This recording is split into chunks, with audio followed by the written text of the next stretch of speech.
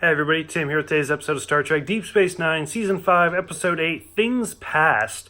So, I'm really sad to say that this episode just didn't do it for me. It was directed by LeVar Burton, and I thought this episode was really good. Like, after his court episode, where everybody was staring in the camera, breaking the fourth wall, I was like, oh, maybe I was wrong about this.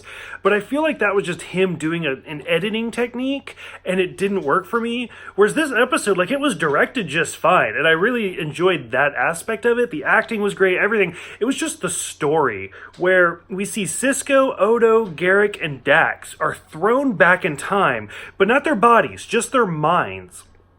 And they're basically living things out in Terok Nor, because they think it's 9 years ago, and it's back during the Cardassian occupation, and like Gul Dukat's still there, and he's overseeing everything. But Therax is there, who was the chief of security before Odo.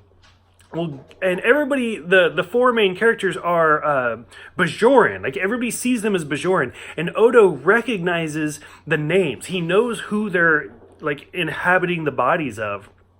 Well, Garak ends up realizing that it wasn't 9 years ago, it was 7 years ago. And Therax was not supposed to be there. 7 years ago, it was Odo. And so already things start going really weird, and Odo keeps trying to change stuff. Just to jump to the end of the episode, it turns out that when Odo was chief of security, these three people were basically accused of trying to kill Gul Dukat, and he sentenced them to death, even though all of the evidence pointed the other way. And then after they were killed, it turned out that they were innocent. And Odo's just kind of felt guilty about this the whole time.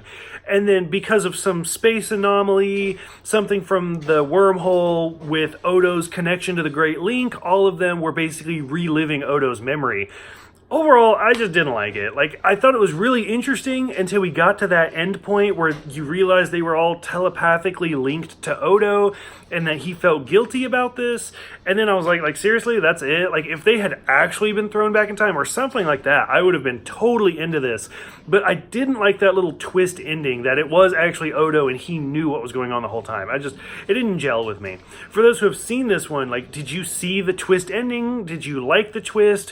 What did you think about them being back in time? Go ahead, let me know in the comments below. Thank you guys for everything. You guys are all great, and I will see you guys next time for The Ascent.